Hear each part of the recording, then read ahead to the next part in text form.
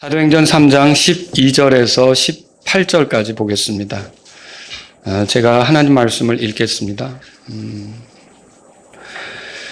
이에 베드로가 그것을 보고 백성에게 응답하되 너희 이스라엘 사람들아 어찌하여 이 일에 놀라느냐 혹은 어찌하여 마치 우리가 우리 자신의 권능이나 거룩함으로 이 사람을 걷게 만든 것처럼 우리를 이토록 진지하게 쳐다보느냐. 아브라함과 이삭과 야곱의 하나님 곧 우리 조상들의 하나님께서 자신의 아들 예수님을 영화롭게 하셨느니라. 너희가 그분을 넘겨주었고 빌라도가 그분을 놓아주려 결심했을 때에 너희가 그의 앞에서 그분을 부인하였도다. 너희가 거룩하신 분 곧 의로우신 분을 부인하고 살인자를 너희에게 풀어주기를 구하여 생명의 통치자를 죽였도다. 그러나 하나님께서 그분을 죽은 자들로부터 일으키셨으니 우리는 그 일의 증인이니라. 또 그분의 이름을 믿는 믿음을 통하여 그분의 이름이 너희가 보고하는 이 사람을 강건하게 하였느니라. 참으로 그분으로 말미암은 그 믿음이 너희 모두가 보는 앞에서 그를 이렇게 완전히 온전하게 하였느니라. 자, 17절 18절 같이 읽죠. 그러므로 이제 형제들아 너희의 치리자들도 그리하였듯이 너희가 무지함으로 그것을 행한 것을 내가 아노니 그러나 하나님께서 자신의 모든 예언자들의 입을 통하여 그리스도께서 고난을 당하셔야 함을 미리 보여주신 그 일들을 그분께서 이같이 성취하셨느니라. 자, 예수님의 제자들은 예외 없이 다 예수님의 증인들입니다. 우리가 사도행전 1장 8절에서 그 사실을 확인할 수 있는데 한번 거슬러 올라가 볼까요? 예수님께서 제자들에게 하신 말씀이요. 다 같이 한번 읽어보겠습니다. 오직 성령님께서 너희에게 임하신 후에 너희가 권능을 받고 예루살렘과 온 유대와 사마리아에서 그리고 땅의 맨 끝지역까지 이르러 나에 대한 증인들이 되리라 하시더라. 나에 대한 증인들이 되리라. 예수님 말씀이죠. 누구에 대한 증인이 되라는 거예요? 예수님에 대한 증인이 되라 이렇게 말씀하신 거죠. 그러면 예수님의 증인들 이들에게는 어떤 특징이 있겠습니까? 이들은 결코 자기를 내세우지 않습니다. 자기를 자랑하지도 않고 자기를 드러내려 하지도 않습니다. 자기가 돋보이려고 하지도 않습니다. 그저 예수님을 알리는 데 집중하고 예수님이 소개되고 예수님이 드러나는 데 집중하는 거죠. 그래서 우리가 간증할 때 조심을 해야 돼요.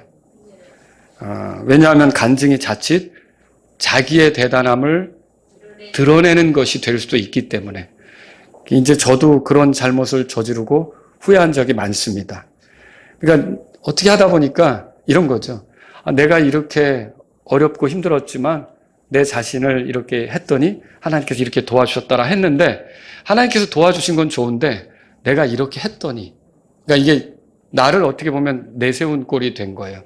그래서 그 말을 듣는 사람들이 오 대단한데 이렇게 생각하게끔 나에 대해서 높게 생각하게끔 나에 대해서 대단하게 생각하게끔 이렇게 만드는 꼴이 있었다는 거죠. 그래서 그럴 때는 또 집에 가서 주님 이게 입이 이래가지고 또 실수했다고 잘못했다고 이런 식으로 간증하기를 원치 않는다고 주님만 높이기를 원한다고 이렇게 이제 기도드려야 했던 그런 순간들이 있다는 거죠. 예수님의 증인들은 그래서 자기를 이렇게 드러내 보이는 식의 어떤 그런 간증이 아니라 항상 간증을 통해 누구를 높이려고 할까요? 예수님을 높이려고 하는 거죠. 그래서 사람들이 나에게 주목하도록 저 사람 대단한 그리스도인인데 저 사람 대단하게 믿음 생활하는데 이렇게 자꾸 보이게 하려고 하는 건 위험한 일입니다. 여러분이 잘 아는 침례자 요한은 예수님을 증언하는 어떻게 보면 예수님의 증인이거든요. 근데 이정표 같은 역할을 한 거예요. 사람들이 다 자기에게 주목하도록 한 게 아니라 자기에게 사람이 오면 보라 세상 죄를 제거하는 하나님의 어린 양이다 하면서 하나님의 어린 양을 보라 하면서 예수님께 가도록 예수님께 향하도록 이렇게 했었던 거죠. 그러니까 자기 자신에게 몰려오도록 하는 거예요. 자기가 이정표가 되는 거예요. 이정표가 되는 거죠. 그래서 저와 여러분들도 나를 통해서 예수님에게 더 매료되고 예수님을 알고자 하도록 그렇게 도와야 되는 것이지 사람들이 내게 와서 오 대단한 그리스도인이네, 오 대단히 멋진 신앙인이네 여러분 손에서 제 손에서 멈춰지면 우리가 간증을 잘못한 거죠. 간증을 잘못한 거예요. 그래서 목사는 설교를 할 때 목사가 주목받기 위해서 설교하는 게 아닙니다. 여러분 아시죠? 자기가 설교한 말씀을 통해서 사람들이 예수님께 더 주목하고 예수님께 더 향하고 예수님께 나아가도록 그게 목사의 임무죠. 그러니까 목사가 어떻게 보면 목자가 있잖아요. 목자의 개예요, 개. 개들은 어떻게 합니까? 양떼들을 몰지만 결국은 목자를 따라가도록 모는 거지 자기가 끌고 가는 건 아니거든요. 자기가 원하는 방향으로 가는 그런 개가 있으면 그 목자에게 안 맞는 거죠. 목자에게 어울리는 게 아니라는 거죠. 목자가 양떼를 이끌면서 개들을 둘 거 아닙니까? 이제 그 개 같은 게 목사예요, 말하자면. 어떻게 보면. 좀 이상하게 생각할지 모르지만. 그래서, 자꾸 그렇게 얘기하려니까. 어쨌든 개 같은 게 자기에게 주목하도록 이렇게 양떼를 치면 안 된다는 거죠. 누구에게 향하도록 해야 돼요? 목자에게 향하도록 해야죠. 목자에게. 그래서 예수님께 향하도록 해야 되는 거죠. 성도는 자신이 주목받기 위해 섬기는 게 아닙니다. 그렇죠? 섬김으로 다른 사람을 격려하고 힘이 나게 하는 건 맞는데 그래서 어떤 성도가 나에게 고마움을 느끼고 고마움을 표할 수도 있지만 궁극적으로는 우리 안에서 일하신 예수님에 대해 매료되도록 예수님이 참 귀하시다. 저분을 저렇게 헌신하게 하시고 저분을 저렇게 인도하시니 결국 예수님께 향하도록 하는 섬김이 정말 우리에게 있어야 될 섬김이라는 거죠. 저는 오늘 이 본문의 내용을 살펴보면서 우리가 적용할 수 있는 것을 끝에 가서 말씀드리려고 하는 거예요. 오늘 이 본문을 통해서 보면 베드로가 예수님의 증인으로서 어떻게 했는지가 소개되고 있어요. 자, 11절 한번 우리 볼까요? 3장 11절 다 같이 읽어보겠습니다.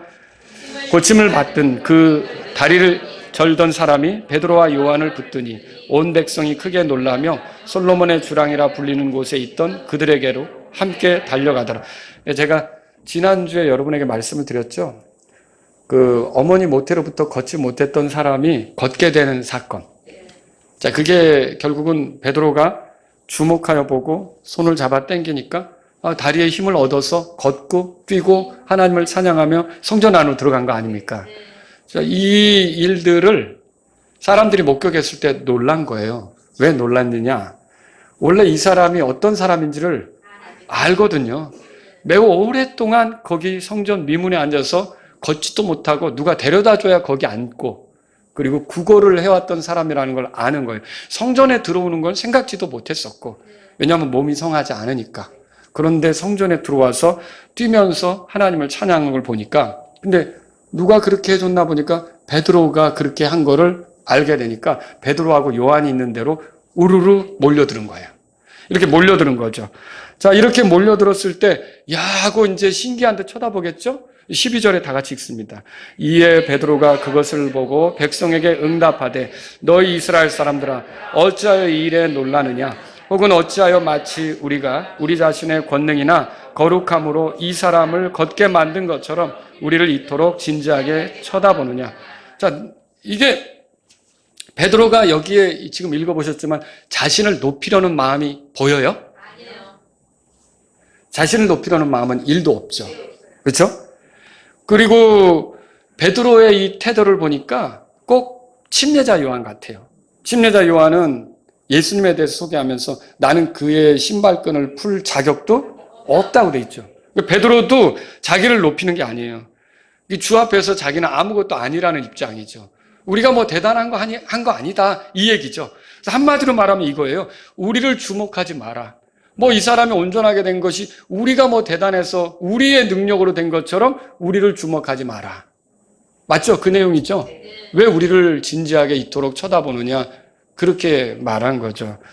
여러분 이런 표현은 오늘날 어떤 전도자들이 쓰는 그 사람들이 이제 어떻게 하냐면 자꾸만 능력 있는 종이라고 보여지고 싶은 거 있죠. 이런 태도하고는 완전히 다른 거예요. 여러분 그 전도자라고 하면서 요즘 유튜브 보면은 그런 게 돌아다니더라고요. 자신이 어떻게 해서 사람들을 회복시키고 자신이 어떻게 해서 사람들을 고치고 자신이 어떻게 해서 뭐 사람들에게서 마귀를 내쫓고 자신이 어떤 거를 이렇게 드러내 보이려고 하는 전도자들이 있잖아요. 여러분과 저는 그런 전도자들에게 속지 않아야 돼요. 자기가 뭐 대단한 양, 자기가 뭐 능력이 그렇게 아주 많은 양, 자기가 어떤 그 출중한 어떤 사역자인 양 그렇게 보여지는 전도자가 있다면 베드로하고 모습이 같아요, 달라요? 그거 다른 거예요. 베드로는 절대 그러지 않았어요. 이 사람이 걷지 못하던 사람이 걷게 되었어도 어떻게 말을 하냐면 이제 알아봤느냐? 어때? 내게서 능력이 나갔지? 이렇게 안 했어요. 왜 그렇게 우리를 진지하게 쳐다보느냐? 이게 우리가 그런 것처럼 왜 우리를 주목하느냐? 그러니까 우리가 그랬다는 거예요? 아니죠. 그게 아니라고 지금 얘기하는 거예요. 자기 자신을 드러내는 게 아니라는 거죠. 그래서 저와 여러분들이요, 이게 유튜브 돌아다니다가 또 막 뭐 사람들 야 하고 막 이렇게 있잖아요. 거기는 또 목소리도 뭐 이렇게 하면서 하는 거 있잖아요. 그런 거 하면서 뭐 또 뱀 소리를 왜 이렇게 잘 내는지 뭐 이렇게 하는 거 있잖아요. 다 베드로랑 같아요, 안 같아요? 베드로랑 다르다는 거예요. 베드로는 그런 사람이 아니에요. 내가 그런 거 아니다. 우리가 그런 거 아니다. 이렇게 얘기했던 거죠. 그렇게 하고 돌아다니는 사람이 있으면 여러분들은 거기에 속으면 안 되는 거죠.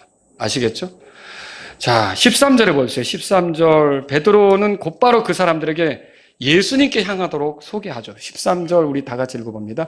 아브라함과 이삭과 야곱의 하나님, 곧 우리 조상들의 하나님께서 자신의 아들 예수님을 영화롭게 하셨느니라. 너희가 그분을 넘겨주었고 빌라도가 그분을 놓아주려고 결심했을 때 너희가 그의 앞에서 그분을 부인하였도다. 자, 여기 보니까 우리 조상들의 하나님 그렇게 나오죠. 그러니까 아브라함과 이삭과 야곱의 하나님 그렇게 나와요. 우리 조상들의 하나님, 아브라함과 이삭과 야곱의 하나님, 이 말은 뭐냐면 그러니까 아브라함과 이삭과 야곱은 그 하나님을 존중한 거예요. 그러니까 조상들은 하나님을 존중한 거죠. 우리 조상들이 존중해온 그 하나님, 베드로가 그렇게 말하는 거예요. 그리고 여기 보면은 하나님께서 자신의 아들 예수님을 영화롭게 하셨다 그랬죠? 근데 여기서 베드로가 예수님을 소개하는 거예요. 그러면서 뭘 얘기하느냐면 우리 조상들이 존중했던 그 하나님이 자신의 아들 예수님을 영화롭게 하셨다. 이 말로 예수님을 존중하는 것은 우리 조상들처럼 하는 거다. 왜요? 우리 조상들의 하나님이 자신의 아들을 영화롭게 했다면 우리가 우리 조상들처럼 할 때는 그 예수님을 무시하거나 홀대하거나 이렇게 하지는 않는다는 거죠. 그렇죠? 지금 베드로는 이 말씀을 통해서 곧바로 누구를 소개하는 거냐면 예수님을 소개하는 거예요. 그러면서 유대인들, 이스라엘 사람들이 얼마 전에 예수님께 보인 태도 있잖아요. 어떻게 했어요? 예수님을 십자가에 못 박으라고 했던 거 있죠? 이 태도는 사실상 우리 조상들이 하나님을 존중했던 것과는 다르다. 우리가 그들의 후손이라고 하면서 그 조상들의 후손이라고 하면서 그 조상들처럼 하지 않았다. 우리 조상들이었다면 하나님을 존중했을 거고 하나님의 아들이라면 우리 조상들은 존중했을 것이다. 근데 우리는 그렇게 하지 않았다. 이렇게 말한 거죠. 여러분 실제로 예수님께서도 사역하실 때 그렇게 말씀하신 적이 있어요. 유대인들에게. 요한복음 8장 40절 들어보세요. 그러나 하나님께 들은 진리를 너희에게 말한 사람인 나를 너희가 지금 죽이려 하는도다. 아브라함은 이렇게 하지 않았느니라. 여러분 그 예수님의 말에 의하면 유대인들이 예수님에게 보여준 태도는 그들의 조상이라고 하는 아브라함하고 같은 거예요, 다른 거예요? 다른 거죠? 아브라함은 이렇게 하지 않았다고 말했잖아요. 실제로 예수님께서 성육하시기 전에, 육체가 되시기 전에 그 구약 시대에 사람의 모습으로 찾아간 적이 있어요. 누구를 찾아갔냐면 아브라함을 찾아갔거든요. 여러분 창세기 18장에 보면 그 세 천사가 갔죠. 아브라함을 만나기 위해서. 그 중에 한 천사에 해당하는 분이 주님이시거든요. 그리고 두 천사는 나중에 소돔 상황을 보러 간 거고 한 분만 남아서 아브라함하고 얘기하는데 내가 내 계획 이런 것들을 아브라함에게 숨기겠느냐 하면서 얘기하시잖아요. 그럴 때 아브라함이 소돔이 멸망하지 않기를 바라서 의로운 사람 50명 얘기를 했는데 막 이렇게 줄여가지고 나중에 10명까지 서로 그렇게 교제하는 모습 보잖아요. 그때 아브라함에게 주께서 찾아가신 거라고요. 그때 아브라함은 주님을 홀대했습니까? 아니죠. 막 소도 잡고 극진하게 대접했죠. 그리고 아주 따뜻하게 해서 그분이 가시도록 그렇게 했죠. 그런데 그의 후손들인 유대인들은 어떻습니까? 예수님이 이제는 육체가 되어가지고 찾아왔는데 그분을 영접했습니까? 영접 안 했다는 말이 요한복음 1장 11절에 나오는 거고요. 그래서 영접하는 자, 곧 그분의 이름을 믿는 자들은 하나님의 아들들이 되는 권능을 준다는 말이 거기서 또 나오는 거고요. 그 유대인들은 그렇게 하지 않았어요. 뿐만 아니라 예수님이 십자가에 죽도록 목소리 높여서 십자가에 못 박으라고 외치기도 했던 거죠. 이게 조상들하고 같아요? 달라요? 예. 아브라함은 보이지 않았던 모습을 그 후손들은 보였다는 거죠. 지금 베드로가 그 얘기를 꺼내는 거예요. 그리고요, 예수님이 그들에 의해서 죽었다고 13절 거기 보면 끝에 너희가 그분을 넘겨주었다고 돼 있죠? 빌라도가 그분을 놓아주려고 결심했을 때 빌라도는 이분에게 죄가 없다는 걸 알고 이분을 죽일 이유가 없다는 걸 알았어요. 이분은 풀어줘야 된다고 생각했던 거예요. 그런데 굳이 그분을 죽여야 된다고 목소리를 높였던 게 누굽니까? 유대인들이었죠. 이스라엘 사람들이었던 거예요. 여러분, 그래서 결국은 그들이 그분을 죽음에 넘겨주게 되었는데 그들이 그렇게 죽게 만든 그분은 누구냐는 거예요. 자, 여러분 거기 14절 다 같이 읽습니다. 너희가 거룩하신 분, 곧 의로우신 분을 부인하고 살인자를 너희에게 풀어주기를 구하여. 자, 이들이 죽인 그분은 누구냐? 첫 번째로 거룩하신 분이에요. The Holy One. 그 하나님 얘기예요, 하나님. 거룩하신 분, 죄가 없으신 분이시요. 이 사람들의 죄 때문에 희생되기 위해 찾아오신 하나님이란 말이에요. 거룩하신 분. 그 다음에 또 누구냐면 의로우신 분. 예, 공의로우시고 죄가 없으시고 얼마든지 사람을 판단하실 수 있고 또 흠이 없으시기 때문에 얼마든지 또 우리를 의롭게 하실 수 있고 의로우신 분이죠. 그리고 14절 거기 넘어가서 15절에 보면 어떻게 돼 있어요? 생명의 통치자를 죽였도다 그렇게 돼 있어요. 그 예수님은 생명을 주시는 분이에요. 여러분 요한복음 10장 10절에 예수님이 선한 목자라고 말씀하시면서 선한 목자는 양들에게 생명을 주고 또 그 생명이 더 풍성하게 이렇게 풍요롭게 되도록 하신다고 말씀하신 게 있어요. 결국은 우리가 하나님 앞에서 죽은 자들이지만 하나님 앞에서 우리가 살아날 수 있도록 그리고 그 살아난 생명이 더 풍성하게 누려지도록 우리를 이끌어 주실 수 있는 분이 예수님이라는 거죠. 근데 그 예수님을 너희가 죽였다. 그래서 베드로가 지금 자신을 주목하는 사람들에게 곧바로 예수님을 보여주면서 너희가 얼마 전에 죽인 예수님 있잖아. 하나님께서 그분을 영화롭게 하셨어. 자신의 아들이거든. 그러면서 예수님에 대해서 말하는 거예요. 그리고 죽음으로만 설명하는 게 아니라 그 다음 구절 보세요. 15절에 다 같이 읽습니다. 생명의 통치자를 죽였도다. 그러나 하나님께서 그분을 죽은 자들로부터 일으키셨으니 우리는 그 일의 증인이니라. 무엇도 설명합니까? 부활도 설명하는 거죠. 여러분, 예수님께서 죽음으로 끝나지 않았다는 걸 설명하고 있는 거예요. 자, 이 당시 예수님의 시체를 찾을 수 있었습니까? 없었죠? 이 종교 지도자들이 당황한 거예요. 그 예수님의 시체를 지키기 위해서 돌을 이제 그 무덤 입구에다 막아놨고요. 또 봉인까지 했잖아요. 못 건드리게 했고요. 그리고 거기다가 또 병사까지 배치했잖아요. 그런데 시체가 없어졌어요. 시체가 없어진 거예요. 그런데 종교 지도자들은 이게 더 혼란스러울 거다라는 생각으로 왜냐하면 그가 살았을 때도 그런 말을 했다고 했죠. 이제 셋째 날이면 살아날 거다. 그러면 더 세상이 떠들썩하고 혼란스러워질 거 아닙니까? 그래서 가룟 유다를 매수할 때처럼 병사들을 매수해서 어떻게 하는 거예요? 훔쳐갔다. 제자들이 그 시체를 가져갔다. 이렇게 이제 꾸미게 한 거죠. 근데 여러분 실제로 예수님께서는 부활하신 뒤에 승천하시기 전까지 여러 번 자기 모습을 나타내셨죠? 제가 성경을 통해 찾아본 것만 하면 11번 정도 우리가 예수님이 승천하시기 전까지 제자들에게 나타났던 걸 볼 수가 있어요.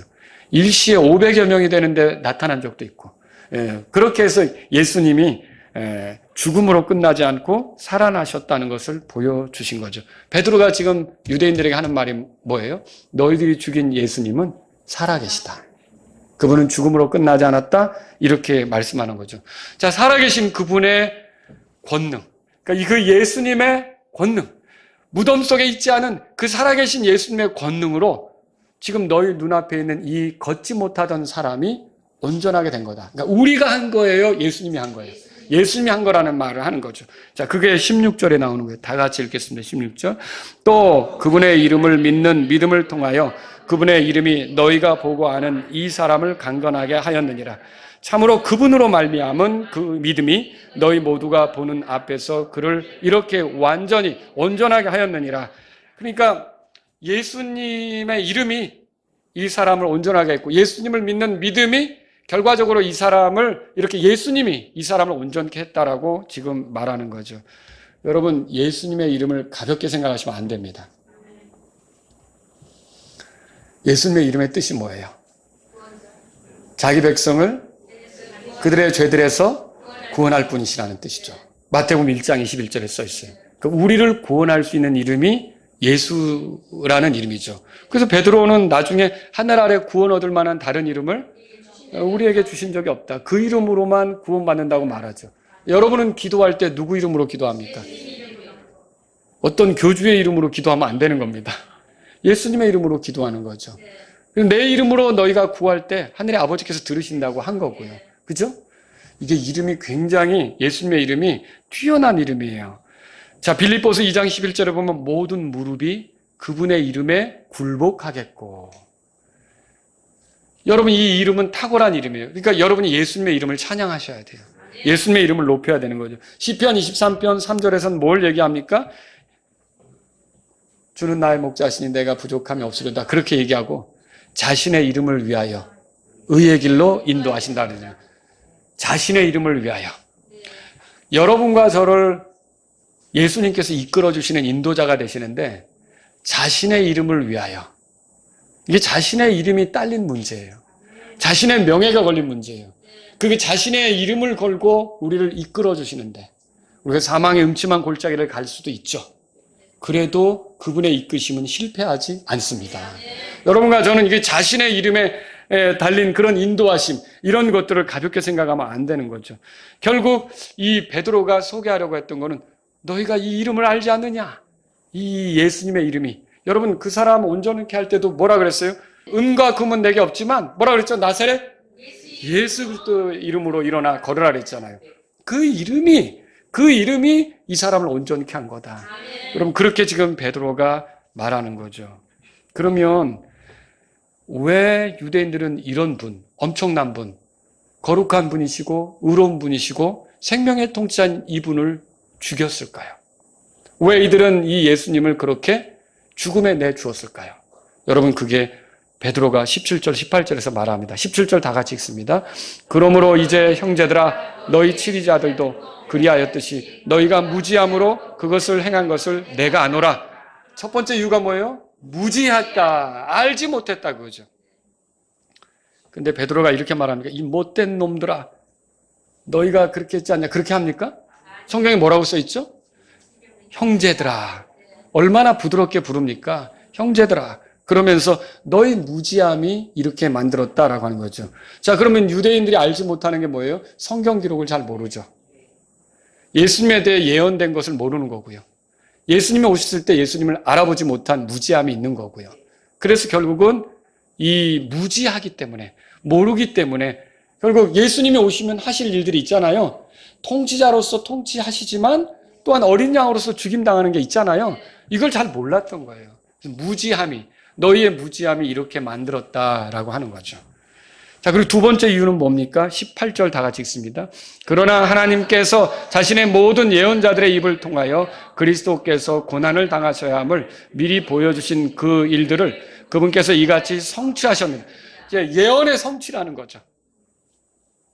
하나님이 하시고자 하는 일들을 해야 했는데 안타깝지만 너희가 어린 양으로서 죽임당해야 할 그분을 너희가 죽이는 역할을 해버린 것이다.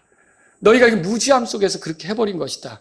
이렇게 지금 하나님의 예언 성취를 위해서 있었던 것이다. 베드로가 말하는 거죠. 그러니까 그리스도가 오시면 죽임당하고 썩음을 보지 않고 다시 일어날 것은 예언된 겁니까? 예언된 거죠. 시편 16편에 보면 그분이 썩음을 당하지 않고 일어날 거 예언되어 있고요. 이사야서 53장에 보면 그분이 어린 양으로서 우리의 불법을 짊어지고 죽임당할 것이 예언되어 있는 거고, 그 예언의 성취로 이 일이 일어난 거다 라고 말하는 거죠. 그러니까 예수님은 하나님께서 말씀하신 대로 오셔서 하나님 말씀하신 대로 일을 하셨고 그 가운데 너희들은 몰라가지고 무지함 속에서 결국 예수님을 죽음에 넘겨주게 된 거다. 그리고 이런 일이 너에게 일어난 거다. 이렇게. 그래서 결국은 예수님을 죽인 것은 무지함 속에서 그렇게 했지만 여러분 무지가 그게 몰랐다는 게 여러분 그 죄를 묻는 데 있어서 피해갈 수 있습니까? 그거 제대로 알려고 하면 얼마든지 알 수도 있는 거였고요. 그렇죠? 피해갈 수는 없는 거예요. 그러니까 너희들에게는 예수님을 죽인 죄가 있는 것이다. 이렇게 베드로가 지금 말하는 거죠. 오늘 그 부분까지 우리가 본 거예요. 다음 주에 이제 더 보겠지만 이 본문을 통해서 우리가 정리할 수 있는 게 있어요. 첫 번째는 뭐냐면요. 예수님의 증인들은 겸손하다는 거예요. 하나님의 영광을 가로채지 않습니다.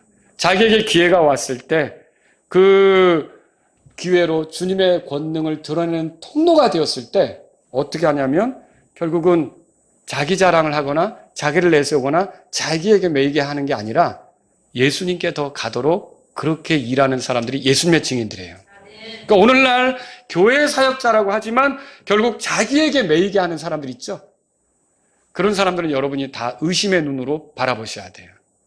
여러분이 어떤 목사를 통해서 어떤 설교자를 통해서 설교를 들으면서 계속 예수님을 주목하게 되고 예수님께로 향하게 되고 예수님을 알고 싶어지고 예수님에게 배우고 싶어지고 그리고 예수님을 따라가고 싶어진다 그러면 여러분은 옳게 인도를 받는 거예요.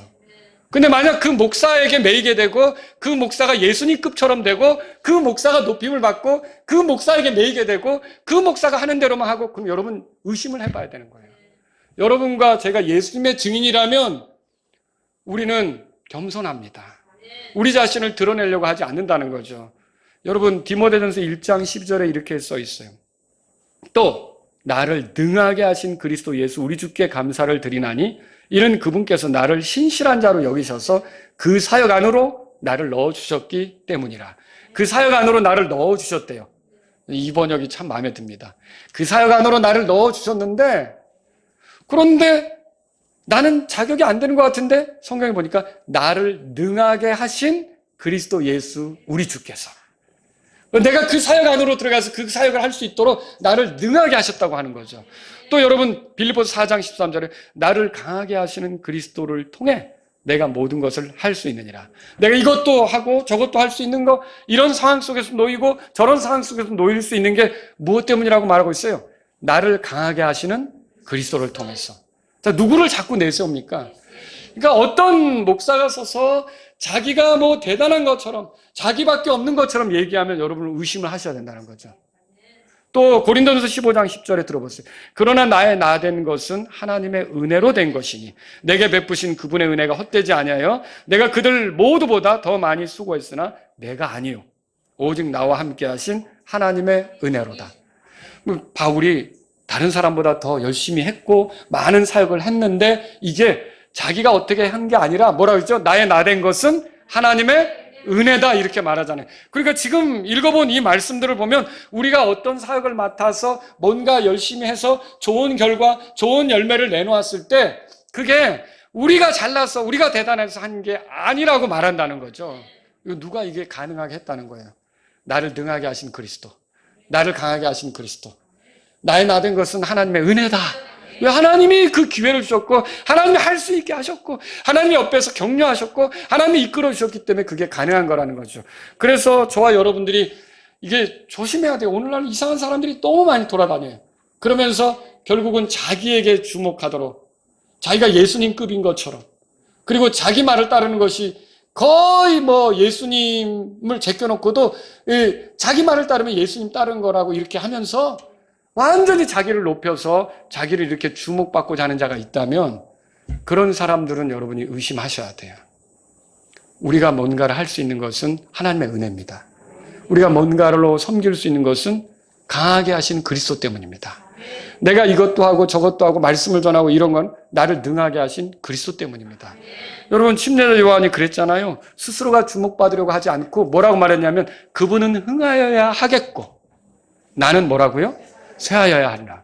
근데 어떤 사역자가 계속 자기가 이렇게 대단한 것처럼 자기를 세우려고 하고 자기가 흥해지려고 한다. 그럼 그리스도가 나타나지 않죠. 그런 사람은 여러분이 따라가면 안 돼요. 엉뚱한 방향으로 가는 거죠.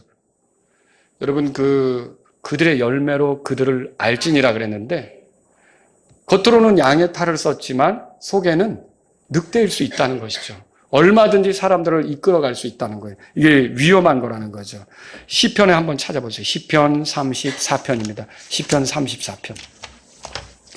다윗이 한 고백을 한번 읽어보려고 그래요. 아마 여러분이 오늘 아침 주일학교에 참석했으면 보았을 만한 구절이기도 합니다. 자, 34편 1절에 보세요.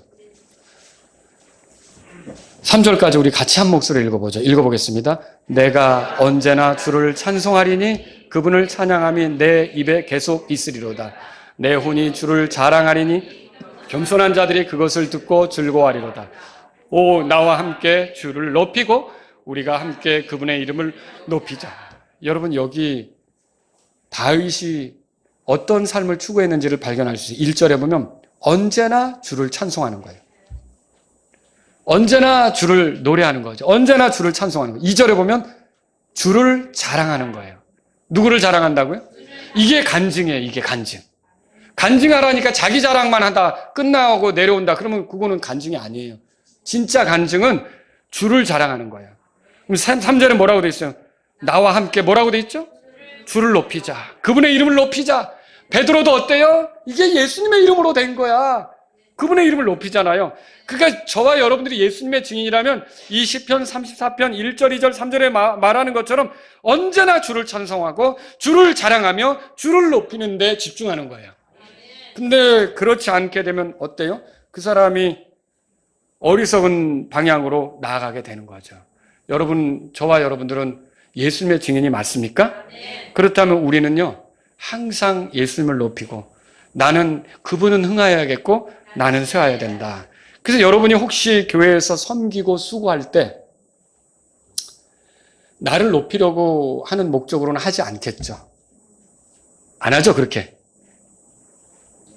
안 할 거라고 믿는데. 그죠? 나를 높이고 나를 자랑하고 나를 대단히 봐주고 이렇게 할 뜻으로는 하지 않는다고 봐요. 그런데 요즘 반대로 뒤집어서 얘기해 볼게요. 그럼에도 불구하고 내가 뭔가를 했을 때 나를 누가 알아주지 않더라. 서운합니까? 아니요. 속상합니까? 아닙니다. 이거 한 번만 얘기해 주시지 그랬을까?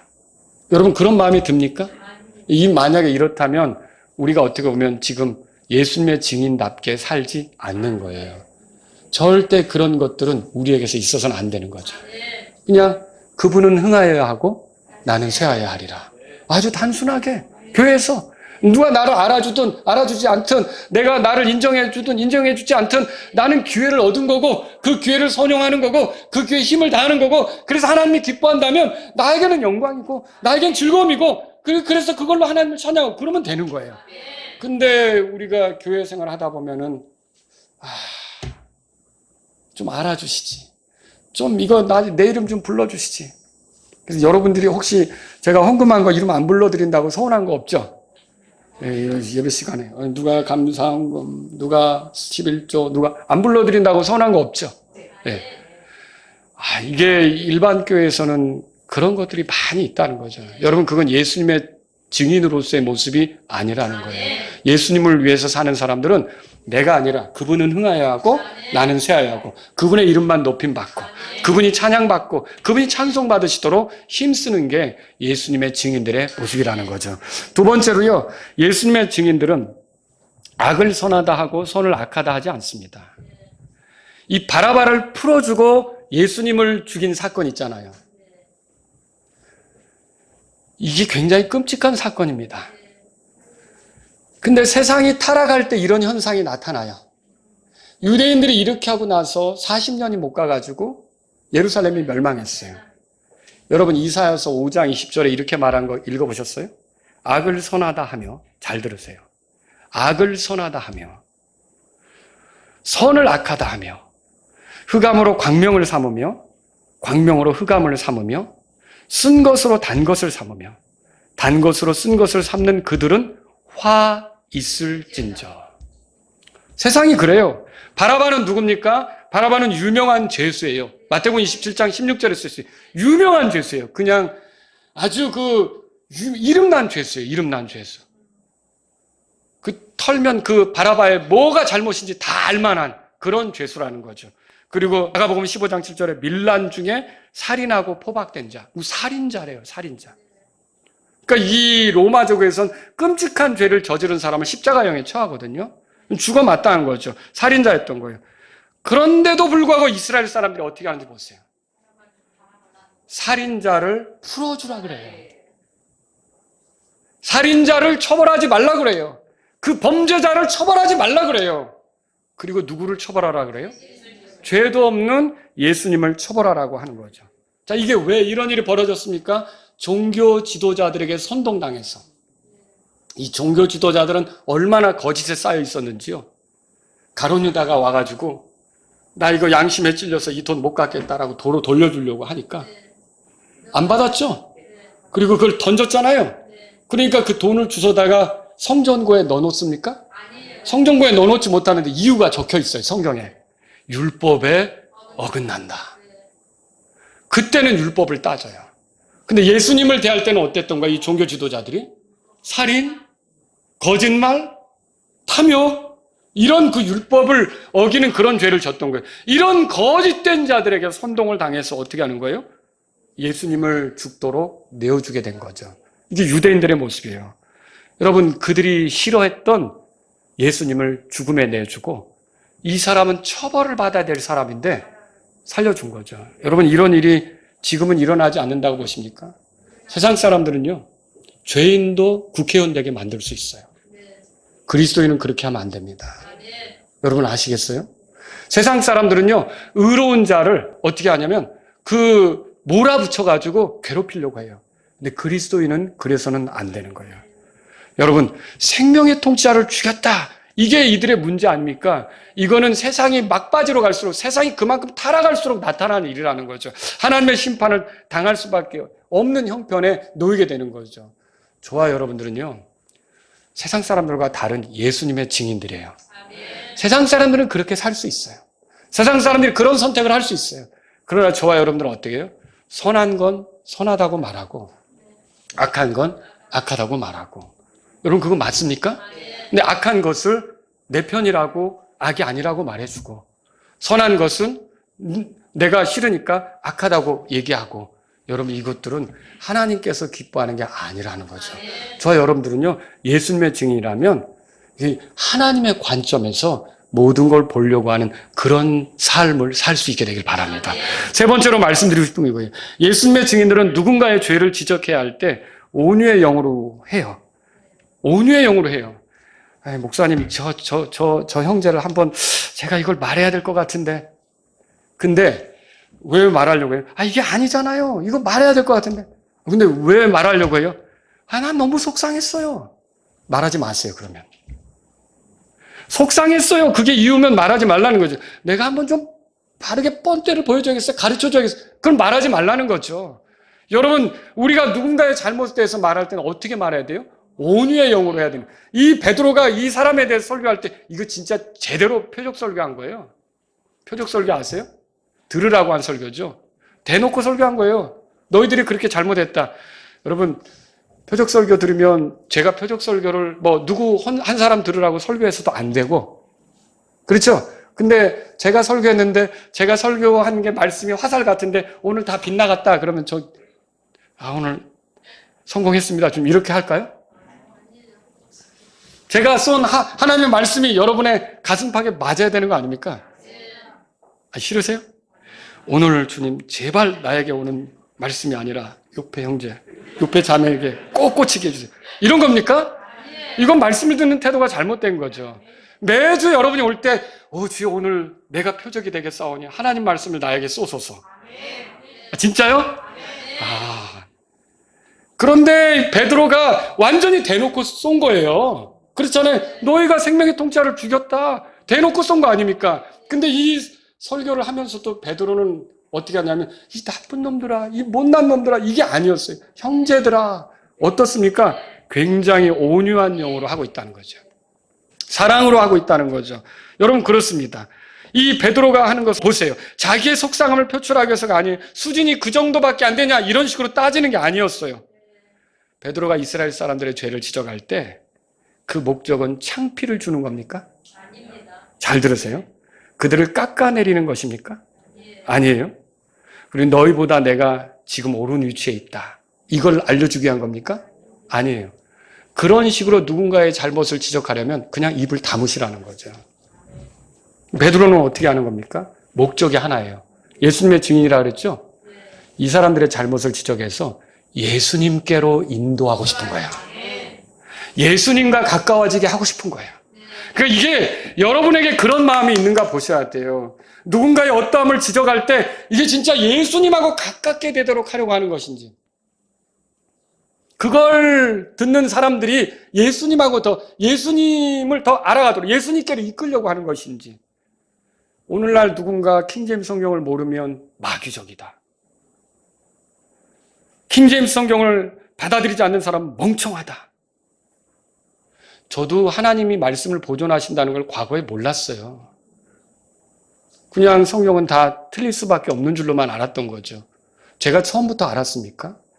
그런데 누군가는 온유함을 가지고 저를 가르쳐준 사람이 있을 거 아닙니까? 그래서 제가 귀를 열고 듣게 된 거고 돌아온 거 아닙니까? 근데 우리는 나는 안 거예요, 킹제임스를.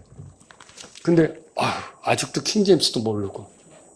여러분이 무시하는 투로, 그 사람을 깎아내리는 투로, 너보다 내가 옳은 위치에 있는 투로 얘기를 하는 것은 그렇게 하지 말자는 거죠.